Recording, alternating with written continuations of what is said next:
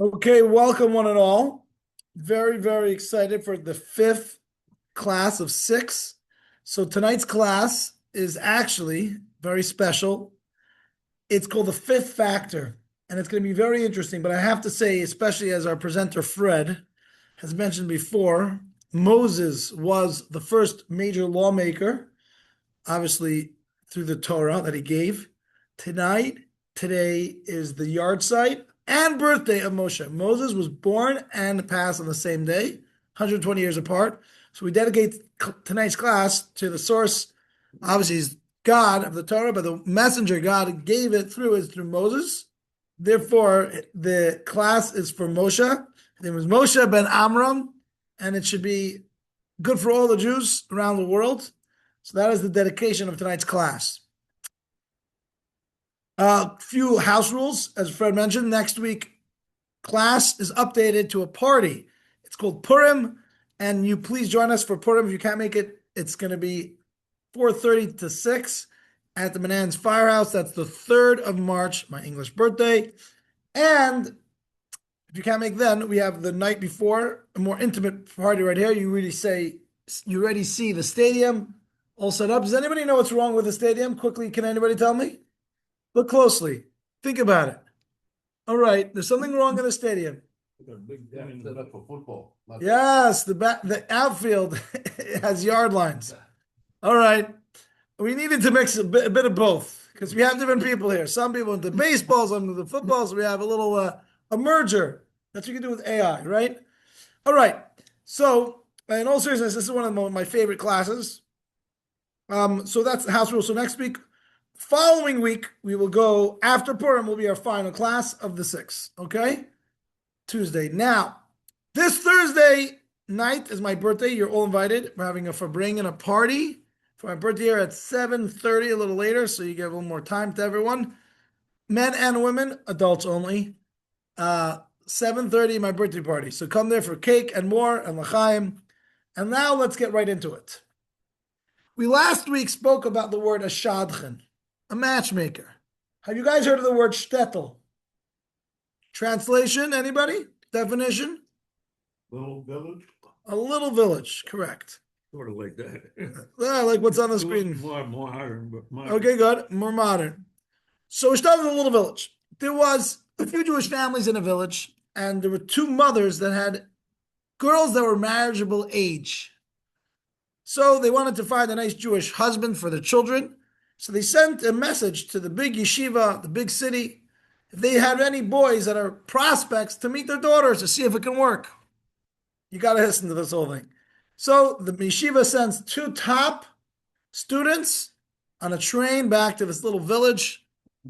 And the two mothers are to be waiting to greet them at the train station. Sure enough, one of them gets cold feet. He doesn't show up. And so there's only one bacher, there's one student on the train. There's two ladies waiting at the end. The twins. Listen to this. They come to the train station, and the two mothers are waiting for the second boy to come up. There's only one boy. What should we do? They're both looking for prospective husbands for their daughters. They go to the town rabbi. And the rabbi thinks a little bit, strokes his beard, and he invokes, we call Solomon wisdom, and he says, what about we cut the guy in half? So one mother says, oy vavoy, that would be terrible. The other one says, I think he deserves it. And he says, you're the right mother-in-law. Okay. There's all those jokes from mother-in-laws. So that's our first joke. You guys got the joke? Okay. These jokes are not, they're related to the class. I'm sure you know the story of Solomon. We'll get to that story shortly. Here comes joke number 2. I just want to say this class is the most human of all the classes. It's based on Torah, as we'll see, but it deals with the fifth factor, which maybe words would be intuition in Yiddish or Hebrew, seichel. Seichel means a little bit of brains, beyond what it says in the book. Second case, there's a math teacher. Should have told us my daughter Mushka is here. fourth grade math teacher. And she says, students, I want you to figure out this math problem. There was a wealthy man who passed away. He left $10 million. A fifth he gave to his wife, a fifth he left for his son, and a fifth for the butler, and the rest to charity. So the math teacher says, can you figure out how much what everyone gets? So a young boy in the back raises his hand and says, a lawyer. All right. So, all right. There is one more joke, but we had to say that for a little later. Now that you understand, we are going to go to this very topic called the fifth factor in Jewish law. It's fascinating, and I'm very excited. So basically like this. King David passes on. King Solomon is extremely young when he becomes a ruler. He has a dream. And God says, Solomon, ask for a wish. This is not a joke anymore. This is the story. And he could have asked for many things. But he already had some Solomonic wisdom. And he said, God, I would like wisdom. Sure enough, a few weeks later, show up to this young king. He was under bar mitzvah, just so you know. Two women who both had children. One baby had died. The other one stayed alive. Two separate families, but they were together somewhere. And each claimed that the living baby was theirs. So now you're reminded, based on my joke, there was no evidence either way. Nowadays you would have all types of, DNA testing and all types of stuff. So anyhow, no evidence either way. So Solomon invoked the wisdom he got in the dream, and he said, well, 50-50. We'll just cut the baby in half. And the mother one woman started screaming, a baby, you're going to cut him in half? The other one said, yeah. He said, I know which one's the right mother. A mother would rather her baby live, even if someone else would take them, then God forbid. There's a little question in the story. That is really, was this other woman a witch? I mean, why would you even have a woman saying to cut the baby in half? I mean, you have to be cruel. But this tells us a little about the human condition, that sometimes when someone's going through their own loss, they're so engulfed in it. This woman had lost a child that they couldn't even see out of it. And it's helpful when people have the same issue as you. So everyone will lose their baby. Even though if you spoke to her on the same day, 20 years later, she wouldn't have thought of that. But right up the loss. Anyhow, that's a separate topic. When Solomon pulls out that wisdom, it didn't say that in a book. It's the fifth factor. It's the seichel. It's the intuition. A deep sense of wisdom that allows one to adjudicate in different situations. So let us now read text 1. I'm going to pull up my screen here. I know everyone loves when I share it. Here is lesson. Okay, we got to go back a bit. Hopefully this will work quickly. Michelle, you're doing a great job. We'll get you to read shortly. Okay. Slideshow from current slide. Do you guys see anything? Everyone sees everything. Amazing. The fifth factor, I just like to emphasize what it says on the screen here. How emotional and situational wisdom shape rabbinic responses. So there's emotional wisdom as well that's involved, as we'll see. Sensitivity to others. It's very interesting. There's a few cases I really want to make sure we cover. See about the others. All right. So before we text 1, we're going to honor Michelle, who's made sure to be on the Zoom. So Michelle, you read the 5th section, text 1. Thank you. Okay. I remember the off-script conversations. Can you hear me? Yes.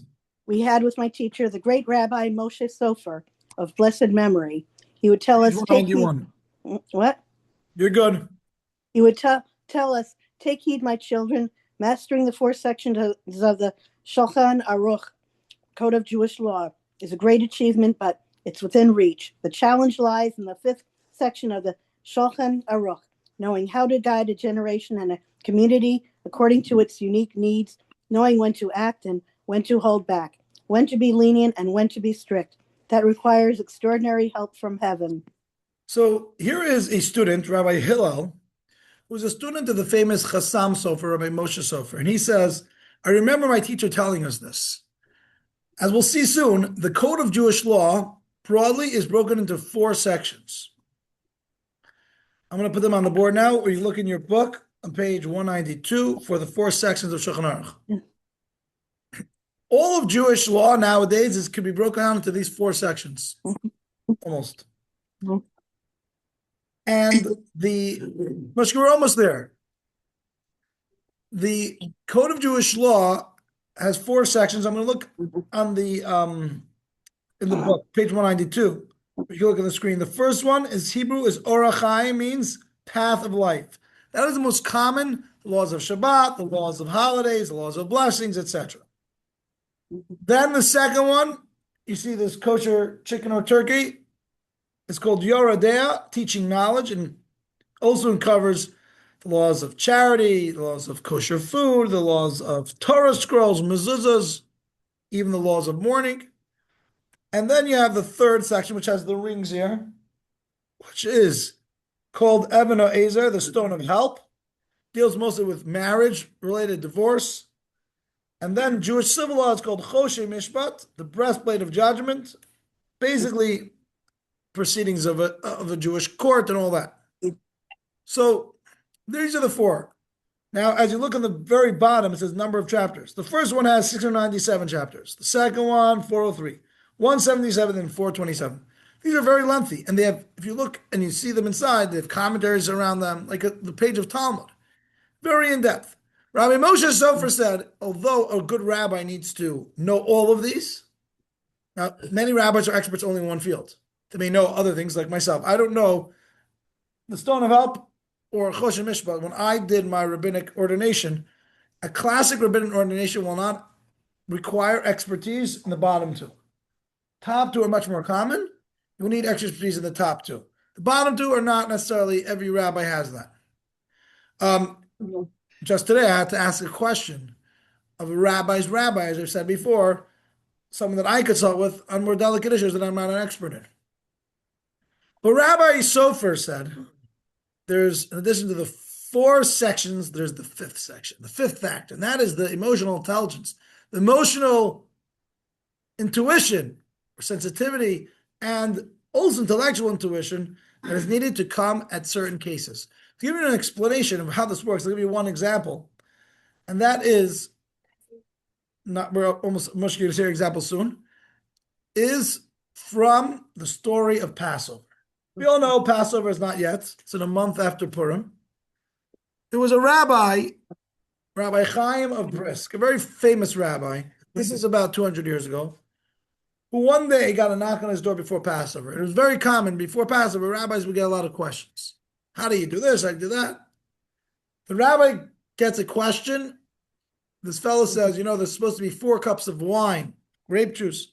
At the Seder, he says, can I use 4 cups of milk? The rabbi didn't open up a book. He told his wife, can you give me 25 rubles? He handed it to the man. And he said, have a good Yom Tov. Get whatever you need for your family. Now, his wife said, the man asked you about if milk is kosher for the 4 cups of wine. What's the 25 rubles? He said, if this guy doesn't have money for wine, he has other issues. He had a goat in his backyard or a cow, so you could milk the cow and get his milk. But he needed food for the holiday. In general, he needed money. So you don't answer the question, you got to answer the questioner. This is the 5th sense.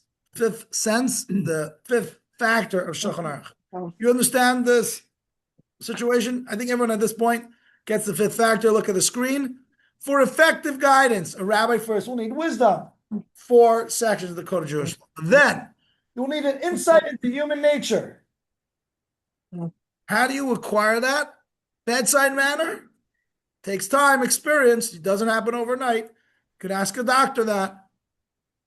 Takes time, and you sometimes will know when a doctor has good bedside manner, and sometimes not. Even someone with many years' experience may not have it.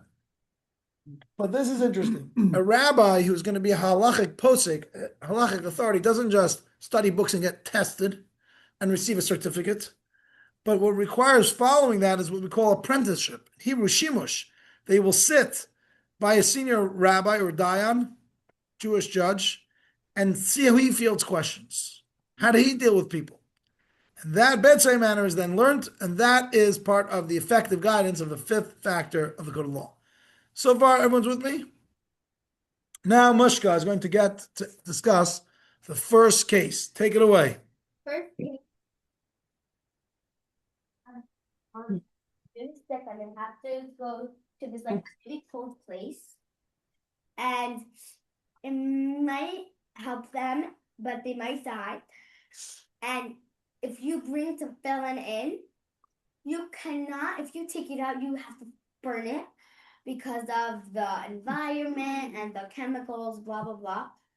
So, is it worth it for that one Jew? Great question. This question, we've used our map before, but anyone wants some very kosher seltzer, this is very kosher. Is a very sensitive, this is going to be the sensitivity question, okay? So if you look at the sheet, the screen, you see the milk. The guy didn't have a question about milk, he had a question about money.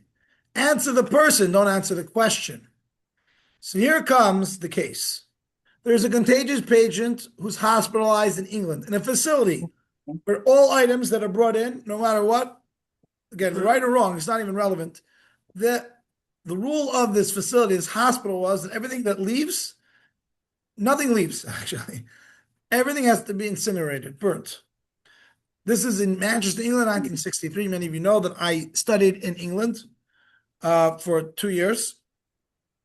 And we are going to figure out the story, how this works out, and the sensitivity that's going to be required. It's going to be very interesting, and there's going to be a lot of fifth factor elements to it, and a lot of sensitivity on a lot of people's parts of the story. So obviously the guy has bigger problems. You know, his life is at risk. So he needs to get better. But while he's there, he says, I want to pray to God. I want to put on tefillin. Maybe this man usually wrapped tefillin. So before we get to the discussion, question to you is, what is wrong? What is the forbidden? Obviously, no one wants to burn tefillin. Okay, I get it. But is there any transgression that one commits when burning tefillin? What would be the transgression? Or maybe sacrilegious? That's all, feel-good questions. The name of Hashem is written inside. Very good. Yeah. So we have a mitzvah in the Torah that says not only to sanctify God's name, but is that you cannot erase God's name. And obviously, that's even if you didn't do through a fire, which seems very malicious. But even if you're not doing maliciously, you're not allowed to. Now, he's not going to be able to erase God's name, but he's causing the tefillin to be erased. Now, how long is he going to be there for? Maybe he's going to be there for a few weeks, maybe a few months. Hopefully, he'll get out. We don't know. So every day he can put on tefillin. He's missing out tefillin because of this. There's a lot of elements to this question. Maybe many times of wearing tefillin is a mitzvah would override the one time of burning it. So there's a lot more to this discussion. I'm not sharing you all of it. We're going to get to the crux of it. So page 194, I'm going to read this part. You want to read? Okay, I'm going to read another part to read because you're soon going to see it. Mushka wants to read? Okay, so no, not yet. I'm going to read with you. So the rabbi fields this question. I have his book downstairs. He brought it up once and I put it back down as we clean up the shul for Purim. But his name was Rabbi Yitzchak Weiss. He passed away in 1989. So in your lifetime he lived. He wrote a very, very serious compendium of halachic responsa that are well understood and accepted.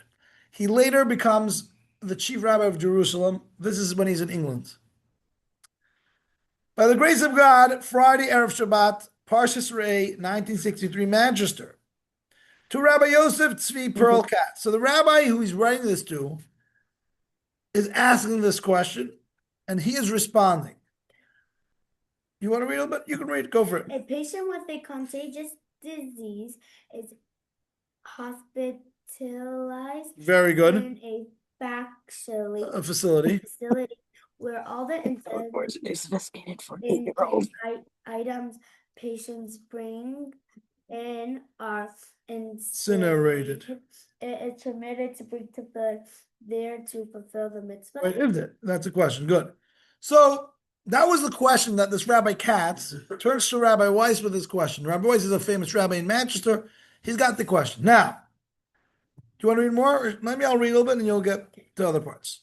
I have already written in my book. It's called Charles Zechuvas Minchas Yitzchak. His name was Yitzchak Weiss. It's called Minchas Yitzchak, the present of Yitzchak.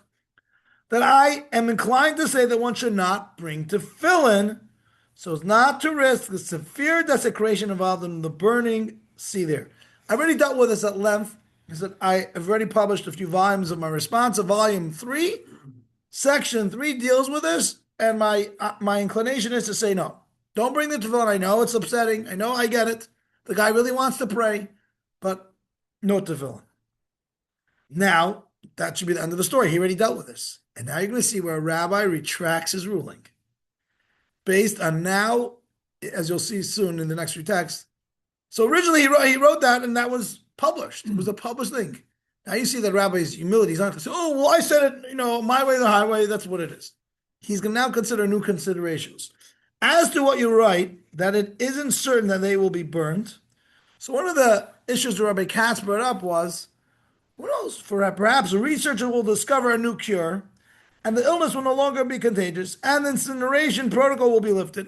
So the rabbi was saying, well, are we so certain that, as probably is the truth, is that by burning the objects, you're not really helping anybody, but that was the rule. So the rabbi said, well, maybe we're not certain it's going to be burnt. Maybe science will find new cures and they won't have to burn things. Certainly this is an unlikely possibility, even though in recent times science has discovered many new treatments. You see, the rabbis were very aware that evolving technology and science could help bring up new halachic decisions. It's well known that when it comes to caution around contagious diseases, the medical field is more stringent today than in previous generations. Consequently, the likelihood that the incineration protocol will be lifted is remote. That is not a sufficient reason, says Rabbi Weiss, to retract my decision on this matter. But text to be Mushka.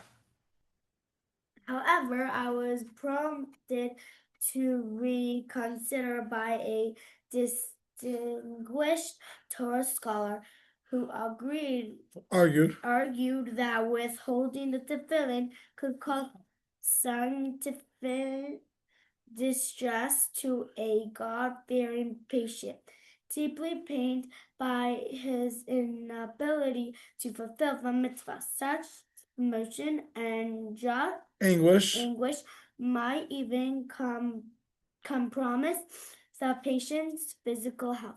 In light of this, there is a room to be lenient and permit bringing tefillin to the hospital. So where do we change? He says, something's been brought up to my attention, and that is that there's an emotional element to this. We have to realize that the patient's mental health will even affect his physical health. We all know that. The ability to heal is if you have a strong resolve. This patient has so much on his plate, and now you can tell he can't even pray. So we have to consider now, maybe Jewish law will say that it's important to consider his mental health, and for this man, his mental health will be related to his ability to pray with tefillin. He'll feel so bad. Oh, I never missed tefillin my whole life, and now I'm in the hospital. Not only do I have this disease, but I can't even put in tefillin. I can't even do this special mitzvah. Now, here comes the interesting thing. You all know the Rebbe. The Rebbe is behind this. Take it away. Keep going, Moshe. This scholar showed me that the great and righteous Lubavitcher Rebbe may he be well. I just want to explain to you. If you looked at the day this man was born, he's as old as the Rebbe. He's the same age. He was born in 1902. The Rebbe was born in 1902. And this rabbi is saying very wonderfully, he wasn't a Hasidic Rebbe. He was, maybe more considered from the non-Hasidic group, but he respected the Rebbe. He was then a young Rebbe. The Rebbe assumed the leadership in 1950. just 13 years into the Rebbe's leadership. wrote to him this line of thinking regarding a patient for whom there was a question of whether he was permitted to pray and study Torah. Therefore, in our case, if the patient asks for tefillin, and we know that will suffer greatly if he cannot fulfill the mitzvah, and there is concern that this distress may cause mental Deterioration. we should rule leniency. After all, there is no definite ruling in this case, and any My prior ruling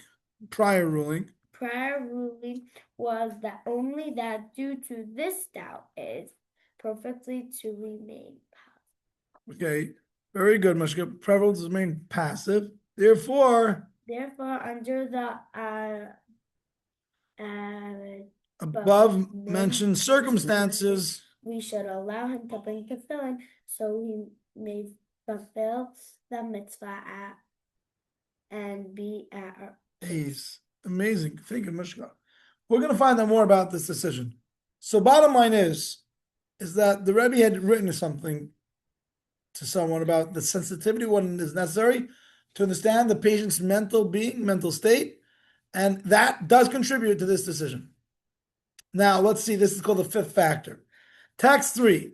I'm allowed to read soon, but this is a little bit involved. I want to try to share this with you. You know, it sounds already nice, but is there halachic precedent for this? Precedent that we take in mental health? I mean, it sounds like we should. I can see a lot of people today saying that, but where do we have to find halachic precedent? So this is a letter the Rebbe writes. The following, text 3. Preventing this patient from praying or studying Torah will certainly lead to emotional distress. So you have to know the guy. Foot's up, you got to see your foot on the ground. And consequently, may also weaken the patient's physical health. Several practices have been permitted when this concern is relevant. See Shulchan Aruch Choshen Mishpat. The Rebbe says there's precedent for this. So I'm going to do this very quickly. This story that the Rebbe was dealing with was before the tefillin. There was a chassid that was fitted with a catheter, and we know, I'll explain a little bit, that Torah says that we pray only when we are in a place of clean place. We had our first case, if you remember, it's about this group of Jews that fled the city. They're in Algiers, and they remade these little huts that were basically bathrooms. Could they pray there? Because you're not allowed to pray in a bathroom. So there's a question in Jewish law whether or not someone is fitted with a catheter.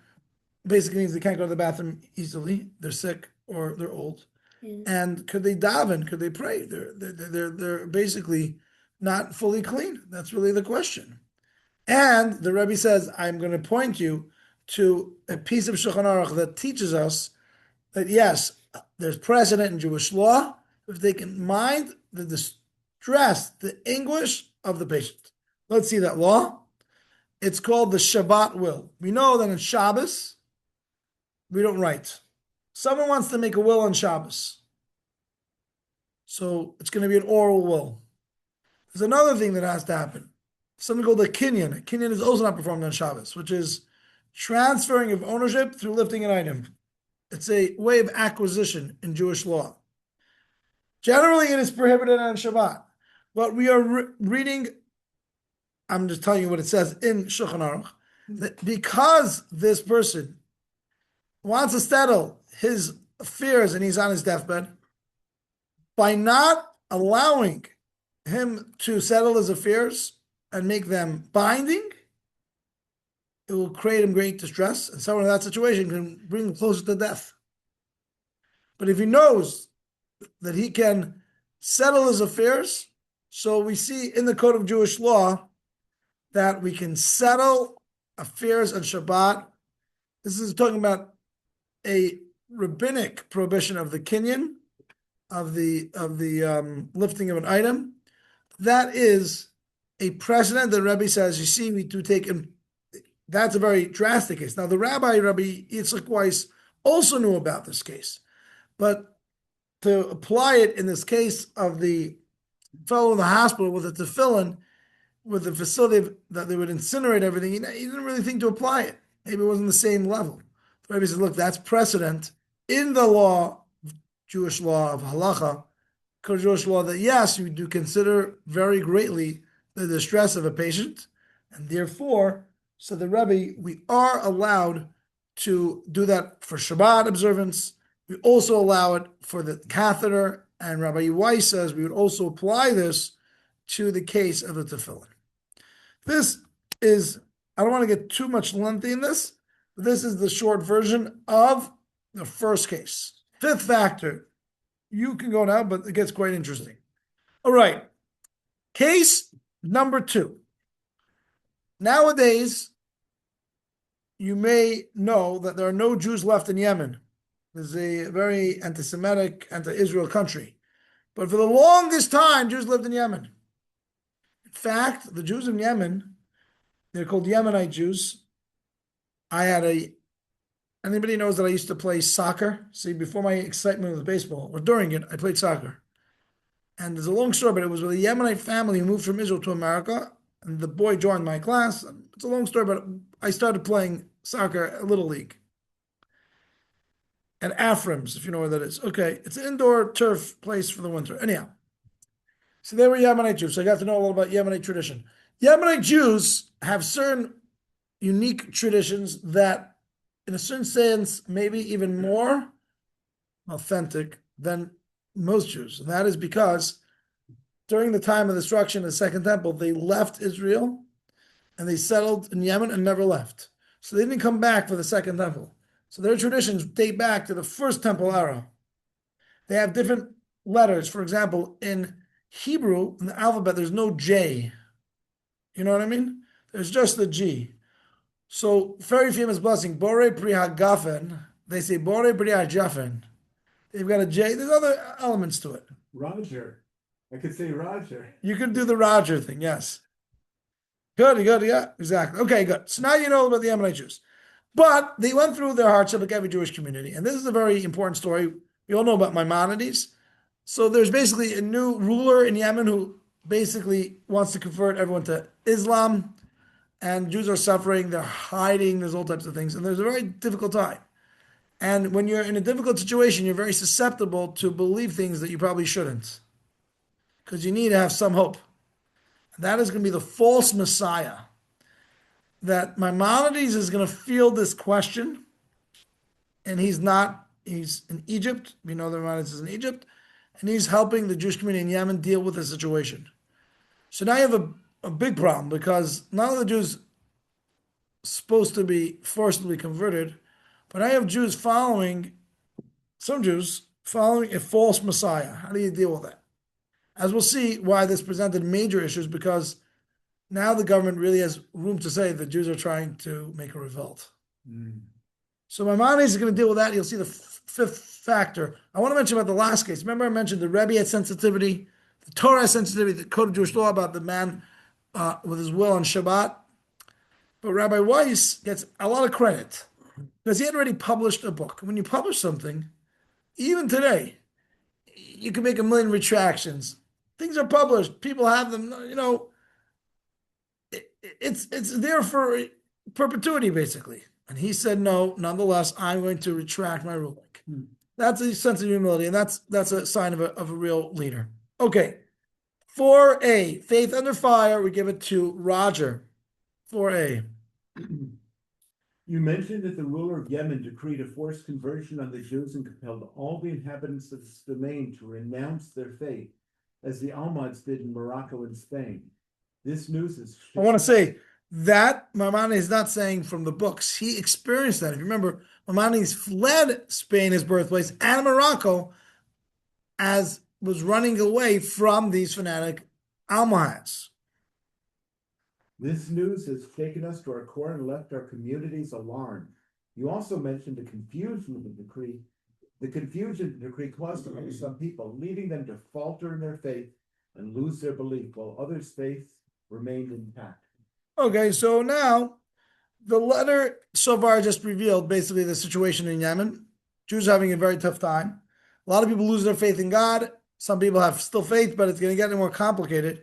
And there's going to be a question about the identity of Mashiach, of Messiah, according to Judaism. You're reading well, Roger? You get to read again. Okay, that's on page 202. You wrote about the man who boasted of being Mashiach in Yemen. I'm neither surprised by him nor by those who follow him. I'm not surprised about him, for he's undoubtedly deranged, and there's no shame in an illness that's not self-inflicted. You learned a lot about Maimonides' perspective on things. You know, if you didn't bring on an illness, so it's a sad situation, but there's no shame involved.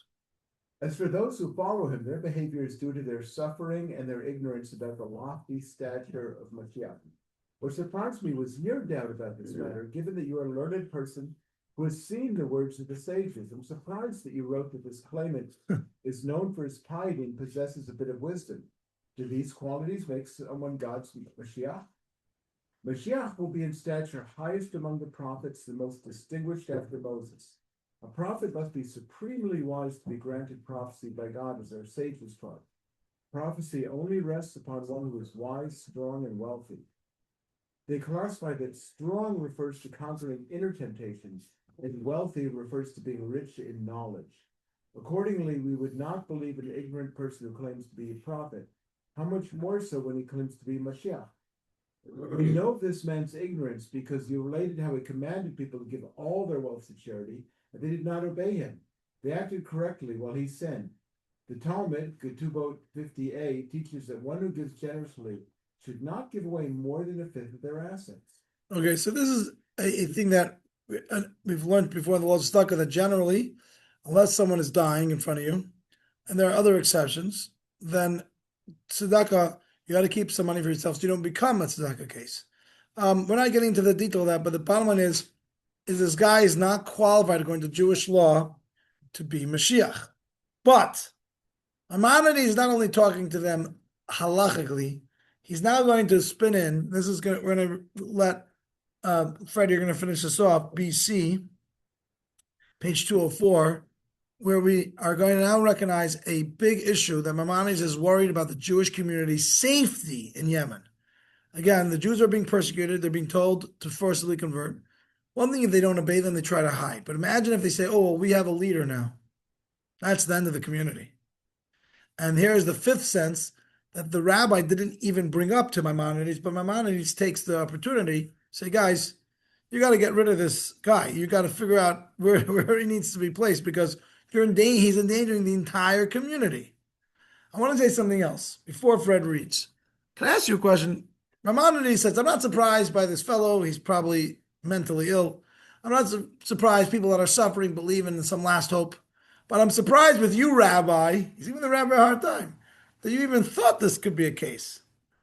I want to ask you, why do you think the rabbi wasn't sure about this? It's very interesting. You know why? Because if he would have told the people, oh, you guys are crazy, they would never listen to him. He said, you know what, I'm not really sure about this, but let's ask Maimonides.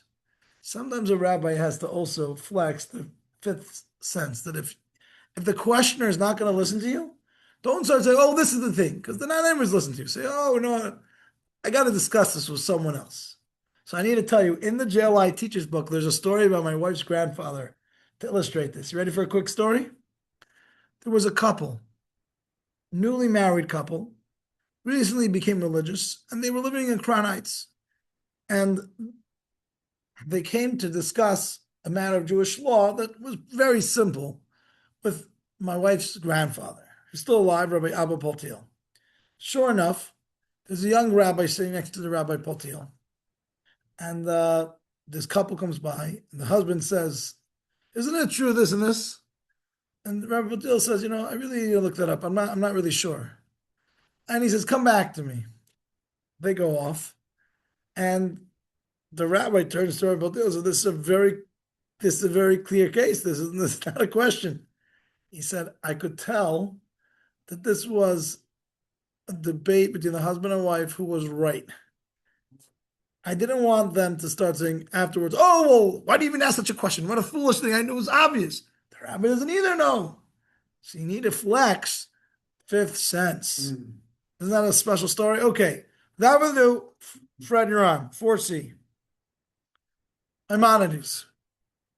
I will offer you sound advice for both the benefit of both of you and the Messianic pretender and for your entire community. Imprison this man for a time until it becomes widely known among the non-Jews that he is mentally unstable. Make this public knowledge, and then release him. By doing this, you will save him. When the non-Jews hear of his claims, they will mock him and consider him a madman, as he truly is.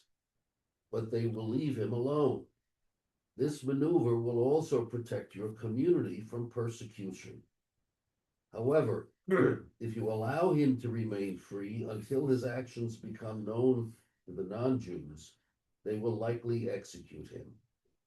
He may also become a cause for persecution against the entire community. So you see Maimonides, unsolicited advice, but he says, listen, everyone's going to benefit from listening to this.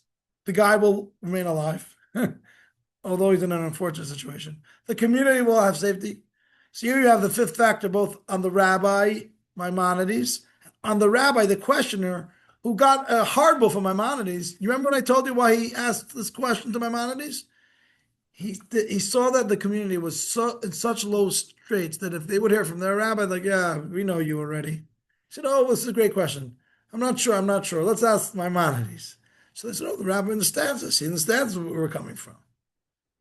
Maimonides was obviously well respected in all Jewish lands, so therefore his ruling would be something they would take. And he also explained himself very well. And he said, guys, this is your own benefit. You got to tell this guy, we need a few weeks of you hiding in the basement of the synagogue. We'll schmooze with you there, but we'll let things, before things get out of hand. All right. So I'm going to quickly go through this. The rabbi who asked this question was Rabbi Nassanal. This is the 12th century Yemen. Okay. This is now, the next case is very interesting. And one thing that's very important to appreciate in this next case is the state of Jews of Poland. We all know that terribly in the Holocaust, basically most of Poland Jewry were killed. But it's important to recognize that Poland forever was one of the best lands in Europe for Jews to live in. Although they suffered in poverty, they did not, I know everyone says the Poles, but they were given a lot of rights, ownership, different things. They prospered there. In fact, the word in Hebrew, Polin, is Poland. Here we will rest. That's the word it means the Rebbe mentioned once. Jews felt very safe there. Okay, it wasn't ever like what we experienced, but relative to other lands, not like they were expelled from Poland. Okay. Now, another element to and some Jews prospered there, is that they even allow Jews to judicate themselves. So let's say a Jew and another Jew got into a quarrel. They don't have to go to the government of the United States. They don't have to go to Poland courts. They can say, they said, rabbis, deal with your community. They gave the Jewish community certain levels of autonomy. Now here's going to come a really complicated situation. 5A. There's going to be a Jew who commits murder. Terrible story. We're not getting into why he committed murder in this murder story, but drama aside, the Jewish community is wondering, and the Rabbi Shmuel, actually takes already some, whether or not, being that they could say, we preside over this case, killed another Jew, right? So the rabbis can say, well, we'll save this guy. We'll say, government, Poland, we've got this under our thing. We'll give him prison or whatever, but we won't give him capital punishment. Maybe that's something in Judaism. Maybe that's a thing. That's the question. You'll see the intricacies of the case. But again, this Rabbi Shmuel already had his understanding that this would, he felt as a Jewish court that the temple could not deliver capital punishment. And he's going to turn to the rabbi of Lublin. Lublin was always a center of major Torah study, and the leader of the Jews there is Rabbi Meir of Lublin. And Sam, you get to read this one. 5A, the distinguished Rabbi Shmuel. Do you want to read Bernard today soon? Get your glasses ready. No, you're reading first. I received the verdict you issued regarding the hideous and aberrant act, the murder committed by one of the ruffians among our people, as noted in the affidavits that you sent to me. The murderer is in the custody of the Polish police, and his fate has yet to be So decided. again, the Polish police do have him apprehended, but the Jewish rabbis and rabbinic can say we'll preside over this case. You requested my opinion on this and whether you are judging correctly and absolving him of the death penalty. Although I am not yet settled and do not have my sacred books with me as they are still in Dublin, I will respond briefly. So he says, I don't have all my books for me, but I'm going to give my response.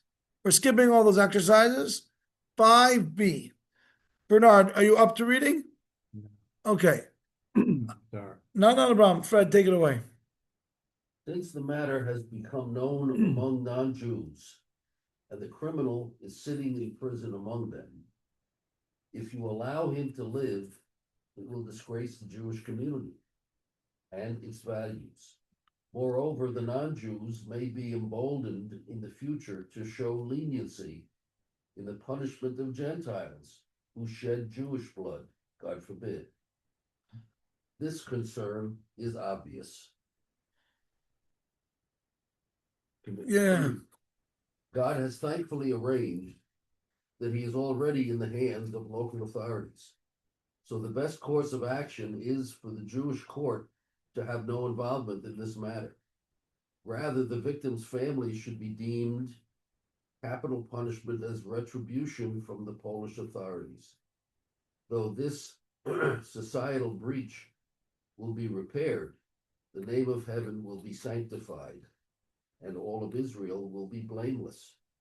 I have written what appears to me to be the law in my limited understanding. Peace to you all, the judges of Israel.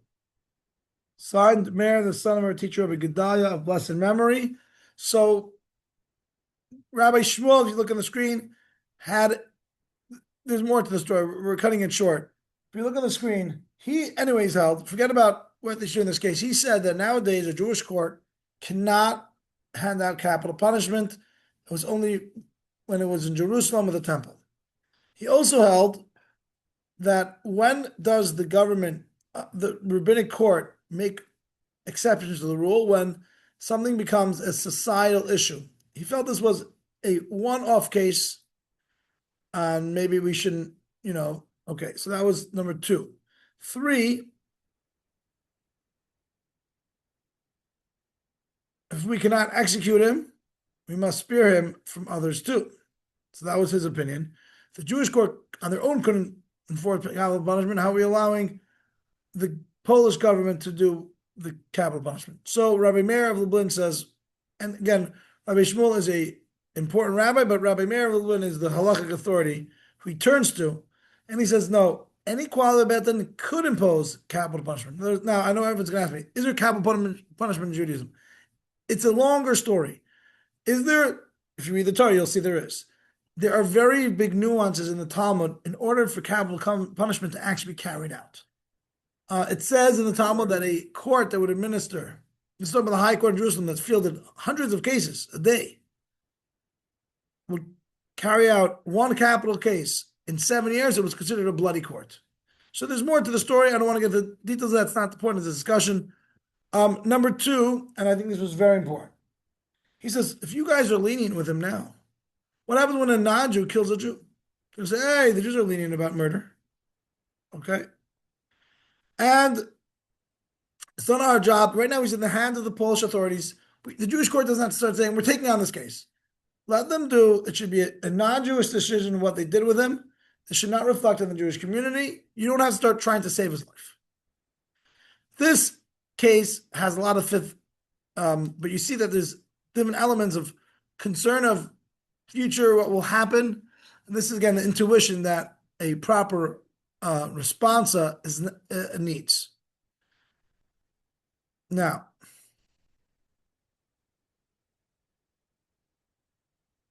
Some of the fifth factor is Rabbi Merblin doesn't look good to outsiders is one element he incorporated here. The Poles will be lax in punishing anti-Jewish crimes, as we just said. The next video we're going to watch, because we have enough time.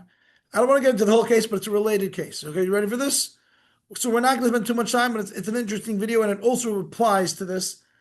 There was a lot of rules to try someone for killing a relative. The relatives would have to spend a lot of money just to get the court rolling. Okay? So it wasn't like today, it's not only the relatives, but the government, right, will get involved. Here it was like, well, if you want to try this case, you try the case. So people have money. What are you going to do, right? It was an interesting thing. So listen to this video. In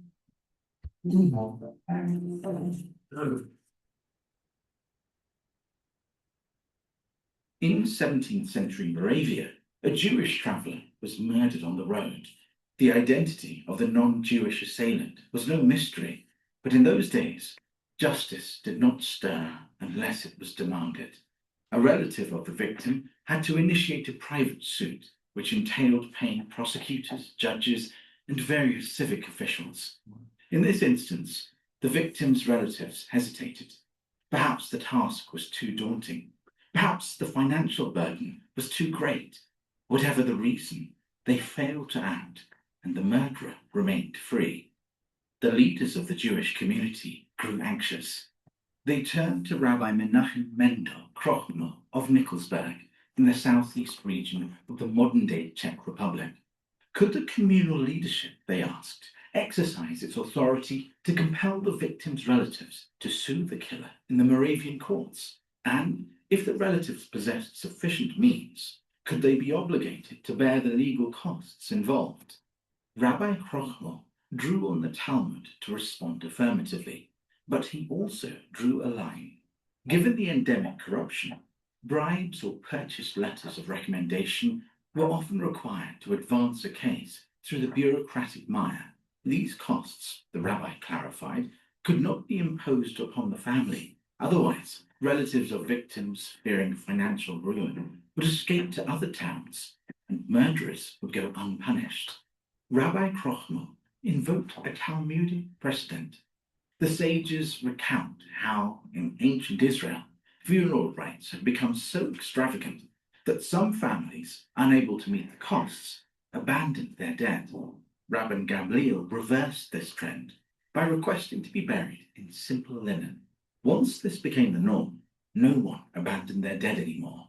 So too here, Rabbi Krochmer reasoned, render the pursuit of justice prohibitively expensive, and justice itself will disappear. In cases when bribes were needed to bring the killer to justice, Rabbi Krochmer stated that the Jewish community must assume responsibility for the expenses. Why? Because failure to do so would place all members of the community in peril. If no charges were brought, if Jewish blood could be shed without consequence, every merchant, every student, and every family who ventures onto the road will do so in danger. He reminded the community that it had long been the accepted practice for Jewish leadership to seek justice, even when the prospects of conviction were dim. These cases were brought before the Moravian courts to declare publicly and unequivocally that Jewish blood is not ownerless. Rabbi Krochmer was not merely a jurist who interpreted sacred texts. He was a leader who understood how incentives shape action and how perception determines public safety. In a world where justice was fragile, Rabbi Krochmer found a way to protect his community through deep human understanding. What happened in these last two cases? No. So in the case of the Lublin, they just left it to the Poles. They executed him. They did, okay. In this case, I'm gonna have to look at the appendix. I think you may have it in your back as well. Okay. I didn't have time to prepare this last case. But at least you understand that the rabbi didn't say, well, there's no obligation on the family. Boom. The rabbi said it is now going to be the community's responsibility you got to be careful about the future of the community, that everyone is going to be part of this. Now, obviously, if the family could afford it, maybe he would have made a certain amount that they would have to be giving towards us. It is their relative. But the bottom line is that there has to be not understanding just what does it say in the book, but how do we deal with this in life, in real life, in human life? We're going to get now to one of our last cases, and we're running right on time, which is good. I know everyone liked the kosher food tonight. We had sometimes chicken, now we had meat. We're not going to do the whole case of the crypto chicken, which either you remember or you don't. But a bunch of classes ago, we had a discussion. The Torah doesn't give signs of kosher birds directly. It gives a list of non-kosher birds. And so therefore, you need to have a tradition to know whether a bird is kosher. So this is in times when in Russia or Ukraine, a new bird came on the market. Many said it was a chicken. Some people disputed it. And so this is a unique situation where the fourth Rebbe of Chabad was not maybe the most famous, but an important Rebbe, Rabbi Shmuel of Lubavitch in text 6, says there's this whole, he says the chicken is kosher. And there's all these Jews that seemingly with great piety say, oh, no, we don't have a tradition. I don't think it's the right bird. Da, da, da. He says you have to also take into account other reasons why they may come to that decision. And most of it is going to be economical. There's going to be various reasons. I'm going to go through this very quickly. Text 6. For all the reasons, it seems to me that these chickens are permitted to be eaten, the humble shall eat and be satisfied. That's the first paragraph. Then he goes on page 210. In our town of Lubavitch. So he lived in Lubavitch. He's the Rebbe of Lubavitch. Our Rebbe's great-great-grandfather. You're eaten without slightest hesitation. I have also heard that this matter has already been thoroughly investigated and they are ruled kosher. Similarly, in places nearby, such as Vitebsk, which is another city in the surrounding areas, accepted practice, they treat them as kosher. The stringencies, now here he's saying about the fifth sense, have originated with the slaughterers and the tax lessees of your community, as chicken brings them less revenue. So the word Jews that said, oh, I don't think it's kosher. What was the reason? Was it real piety, or was the piety a cloak for their own reasons? Let's see what the reasons would be. So this is in 1871. Slaughterers were paid little to nothing for chickens. So they don't make money. If there's more chickens on the market, they don't make as much money. Tracking their motives. Number 2 is tax collectors also receive more for the larger animals. So he says this is not a kosher question. This is not a piety question. This is a financial disguise, a disguise for financial benefit. So you always have to see all that takes place. You got to see the big picture. So you see here, people may frame personal interest as ethics. A discerning rabbi upholds the integrity of the halachic process. And now this is one of our last but most important topics. I've always shared this. And that discusses something that's very important.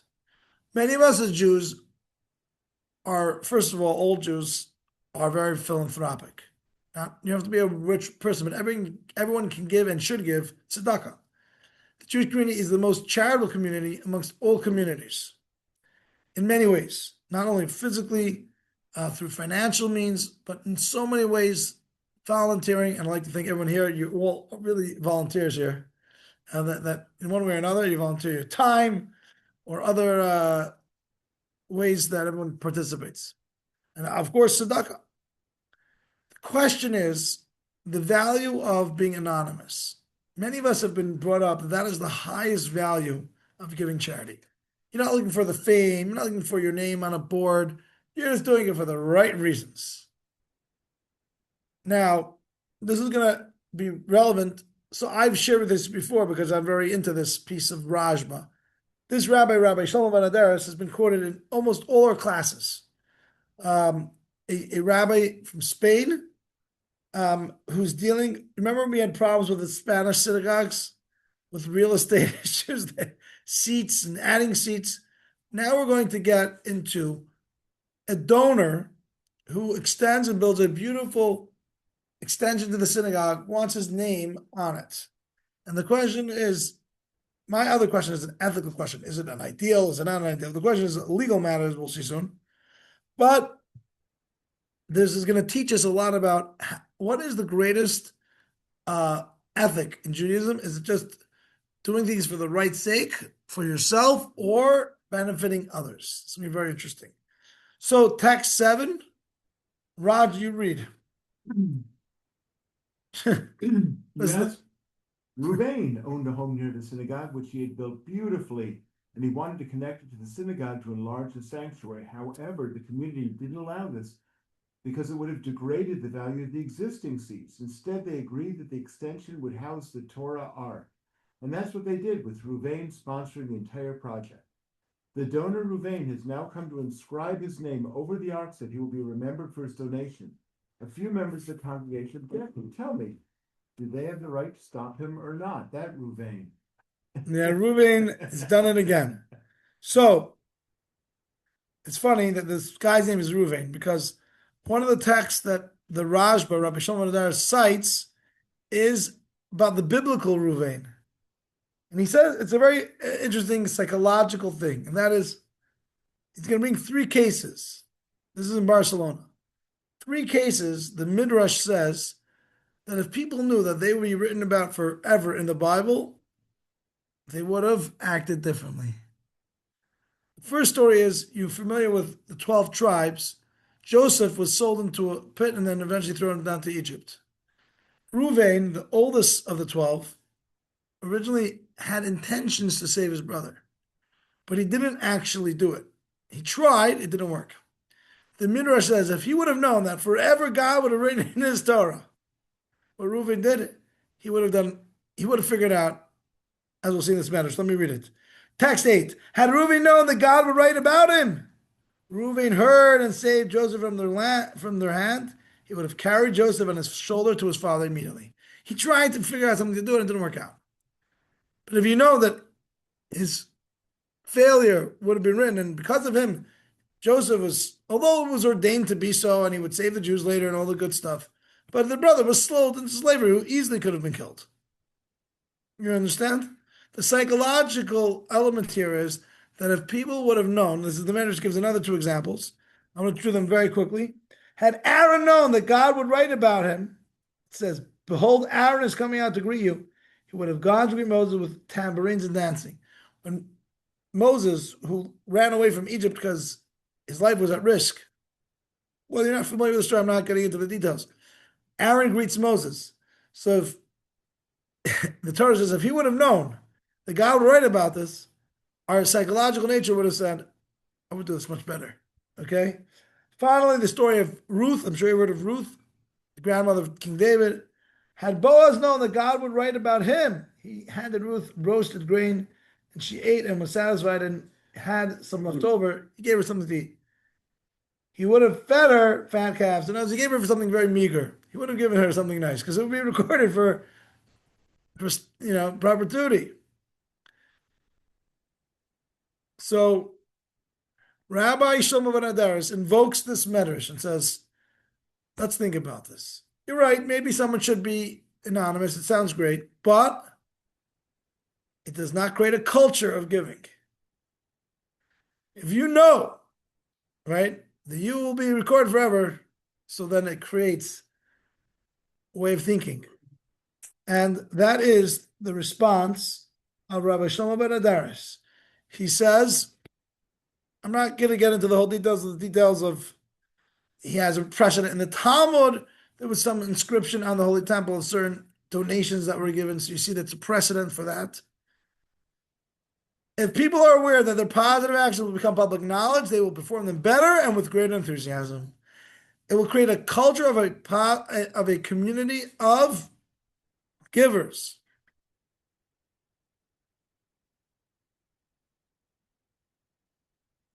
So here you see a few elements. When we approach education influence with sensitivity towards others, we have the best chance of giving effective guidance. So the sensitivity element, thinking about the future, 5th factor, There's the element of thinking not only about your own benefit, but what will create a culture of goodness around you. Lesson 5. The fifth factor. 1. Rabbinic excellence demands more than mastery of legal texts. It requires a sensitivity to human beings, their needs, vulnerabilities, and inner worlds. 2. The Responsa literature reveals that the rabbinic role entails discerning the unspoken emotional reality beneath the question. When this is considered, pre-existing halachic principles might become relevant, reshaping the ultimate ruling. 3. Many responsa reflect an attunement to the precarious realities of a Jewish minority in a hostile exile, offering not only rulings, but strategic guidance to safeguard the community from external threats. 4. The responsa often demonstrate the capacity to expose hidden motivations of self-interest, ensuring that halacha is protected from distortion. 5. The responsa literature often reflects a commitment to cultivating communal well-being, such as through the strategic use of public recognition to encourage generosity and civic responsibility. 6. The type of wisdom we study today is a vital competency for anyone engaged in the sacred work of education, mentorship, or leadership. Transmitting values is not a mechanical transfer of knowledge, but a delicate relationship-based endeavor that requires emotional intelligence, situational awareness, and strategic communication. Okay, our final class, class 6 before Fred, is going to be again 2 weeks, 2 Tuesdays away. It's going to be called Forging Forward, Exploring Futuristic Response. We'll talk about AI, we'll talk about outer space in Jewish law. Fascinating. And we encourage everyone to please partake in Purim and invite your friends. It's going to be very special. We're doing a beautiful job here. You're going to love this place. And we are now ready for Fred to share with us his insights. Ready? Yes, my birthday's coming up again Thursday. So we will celebrate that, okay? We're ready, Fred. Okay. Well, good evening, everyone, again for lesson 5. And through the first 4 lessons, we've been looking at how modern secular law tends to follow halachic law. And we've been able to connect a lot of dots. But how does it happen? How does it follow? Well, lesson 5 tells us how, and it's not easy. Let's look at the original sources of our law. Halakhic law has one basic original source. It's the Torah. The Torah is not that big. It's only 5 books. But over all the millennium, not a single word, not a letter has changed in the Torah. Now, what is the basic source of our United States secular law? Well, that's the Constitution. It's not millennium old, it's only 238 years old since it was adopted. But the Constitution fits in about these little 30 pages with the 27 amendments all together. Very little change. However, now come to the modern day. If we took all of the interpretation and application of halakhic law, which stems from those original 5 books, which is called the Rabbinical Responsa, and we measured all of the volumes of Rabbinical Responsa, we would have thousands of volumes. And if anyone's ever been to a law school library, you will see that the law that came from this little pamphlet also now encompasses thousands of volumes, and not the decisions, the rabbinical responsa. Well, in secular law, it's the judicial decisions, but it's evolved over the years enormously. And where is the connecting thread? Well, as this chapter 5 is entitled, The Fifth Factor. And it describes how the rabbis would want to make their proper rabbinical decisions based upon not only looking and gathering evidence like we discussed earlier and doing discovery and maybe consulting with others to get expert opinions. They did all of that. But now it came down to the decision-making process. They had to consider the unique needs of the people and of the case, and the communal well-being of the whole community and how their decisions would affect those individual needs and the communal needs. Now, in modern secular society, we have seen, just as the rabbis had this difficult task in ancient days and right up to today, it's very difficult. It's not an easy procedure. It's a give and a take. It's an ebb and a flow. Sometimes it's a complete tug of war. Now, in modern secular law, where is this tug of war carried out? Well, it's carried out in various courts throughout our states and jurisdictions, our basic trial courts, our appellate courts that each state has. But ultimately, the big decisions come where? To one court, the Supreme Court. Now, in the Supreme Court, we see how arguments are presented, and they're in the same theme as the rabbis had to consider throughout history. And now the courts consider, well, do we look at the hard letter original intent of the law? Do we look at only those words that have never changed in the 5 books of the Torah? Do we look at only the words contained in the Constitution? Well, if we looked only at those things, then how would we be able to also take into consideration the unique needs of the individuals and the communal needs of community? So we have this tug of war, strict interpretation or more inclusive interpretation and application of the laws. And we can see how this interpretation is carried forth even today. Do we strictly interpret it, or do we interpret it in a way that takes into consideration the individual needs or the needs of the community? Now, I will show you, I'm going to try to jump all the way forward and show you how these conflicting needs are played out in secular society today, following what was talked about millennia ago, how the rabbis started out in this process. And I'll mention a couple of cases that probably or possibly we all might recognize the names of, and show how this give and take occurred. Individual needs of the individual, of the person, communal needs.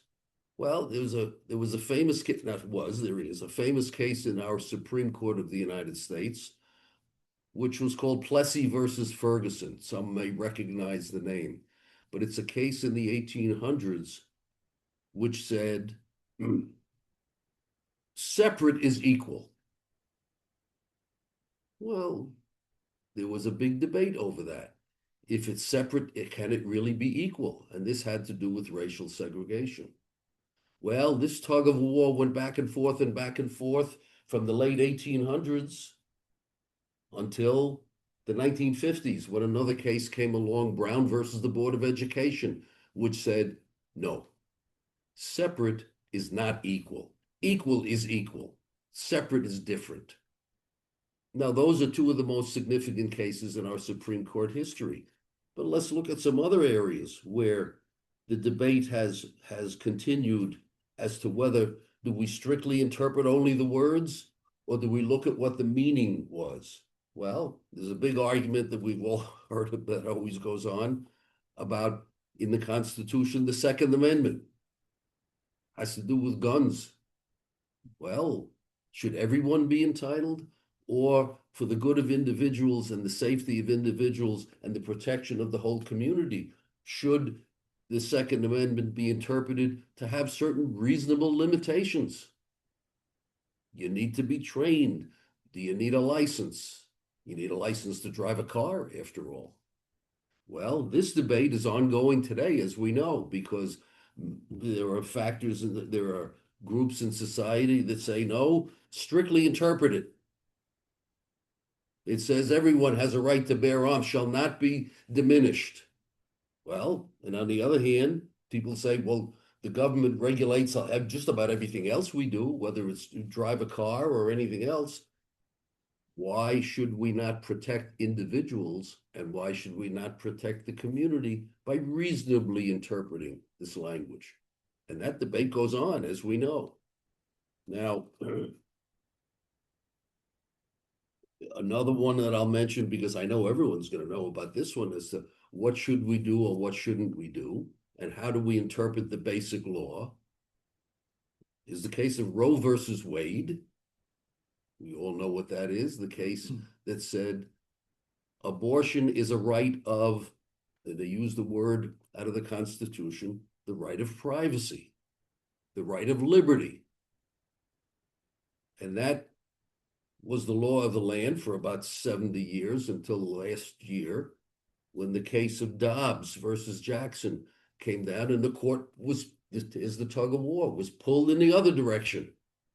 And the arguments in favor of the other direction was, well, wait a minute, show me where it says abortion in here. Well, it doesn't. So the obligation of the rabbis throughout history and the jurists of today follow this very delicate and very difficult give and take and back and forth and tug of war to hopefully and ultimately come out to a right decision that takes into consideration the needs of the people, the needs of the community.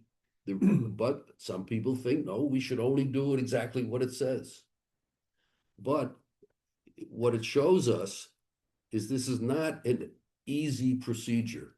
The methodology which is employed now is the same methodology to a large extent that was employed in rabbinical times.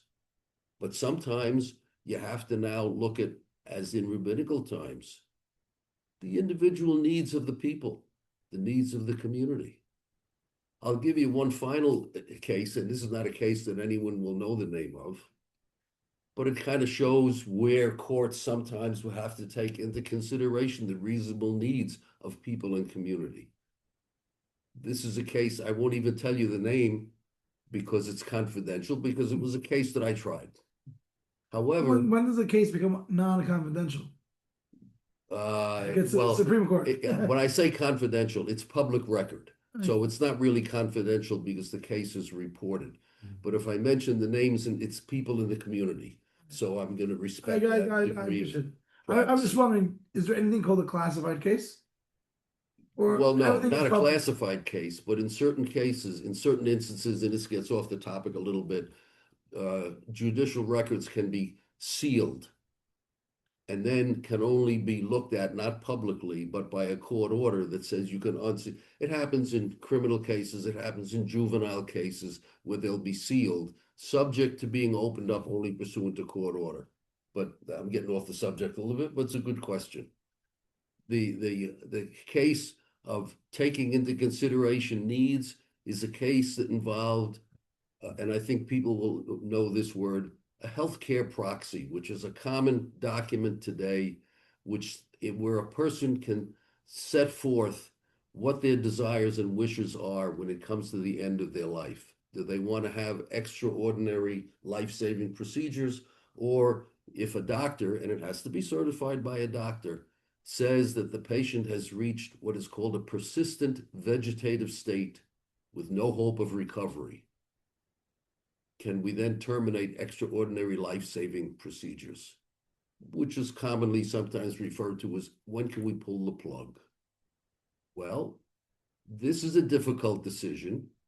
However, the state of New York and most other states have come up with, they call them by different names, a healthcare proxy that says you can set forth under what circumstances you want to have no further extraordinary care given.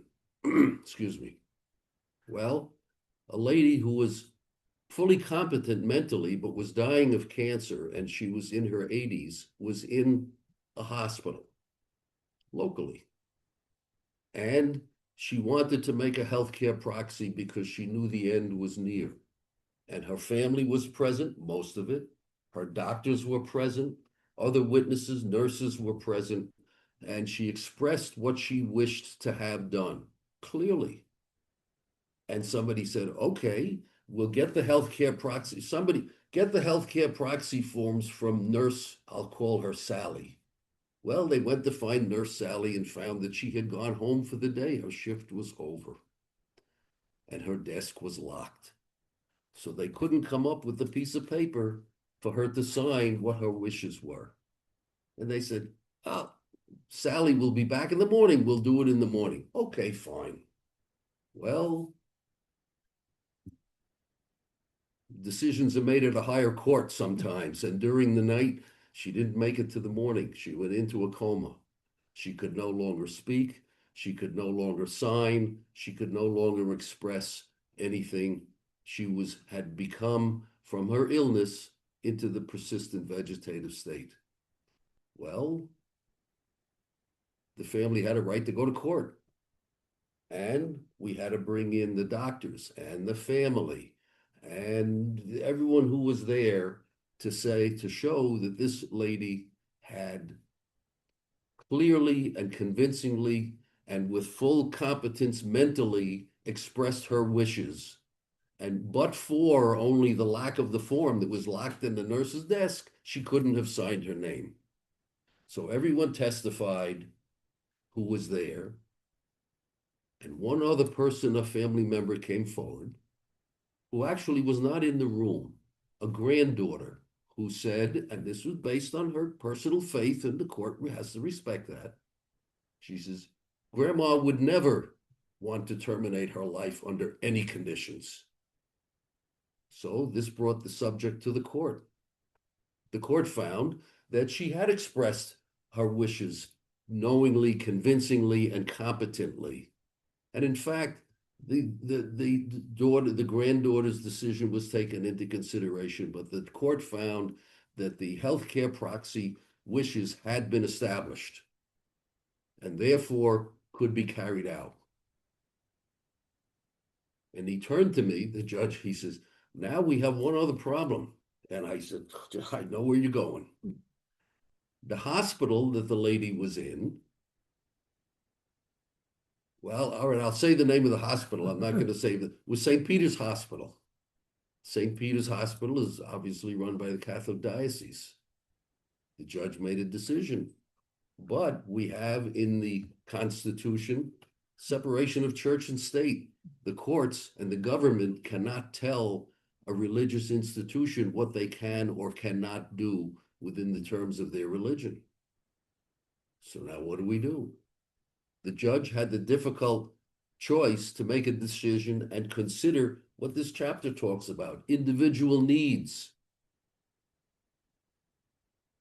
Well, he said to me, who represents the Catholic Diocese? He says, I don't know, Judge.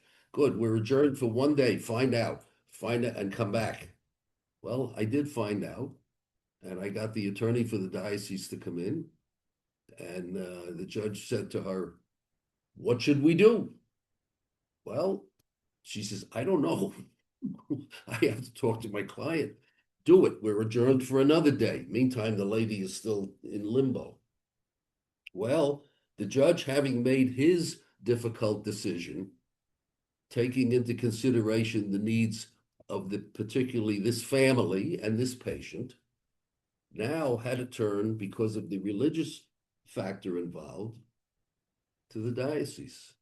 Well, the attorney for the diocese came back a day later or 2 days later, whenever it was adjourned, and she said, I've spoken to my client. Now, she didn't mention any names, but my client has determined that considering the considerations of this lady, this individual, and the considerations of the whole family, community type considerations, that to force them to expend the money, and more than that, the anxiety and the aggravation to have this lady medically hooked up and tubed up and put it into an ambulance and driven a mile down the road to Albany Medical Center where they could do it. The word from the diocese was, no, we will grant permission for this to be done in place without going through all this extra anxiety and expense and aggravation. And so what this shows is not only did the court have to make a difficult decision taking into consideration the needs of the family and the community and the individual patient, but in this case, made by another religious institution. Now, we have rabbis that decide. Well, in this case, they didn't mention the name, but there's only one person who could have come up with that type of a humanitarian decision. That was the bishop, and that's who it was. That's who it had to be. He didn't tell me, but so this shows you how the original basis for judicial decision from rabbinical times all the way up to modern times, with all of its difficulties and with all of the hard decisions that have to be made, still follows the same mythology and methodology. I shouldn't say mythology, methodology, as began in halachic times, continues to today, and in secular times also continues through this same procedure. So I hope you enjoyed. Brad, first of all, thank you. And that case is fascinating. I've got a lot of questions. We're going to stop the recording now. Thank you for joining. I have to say, in the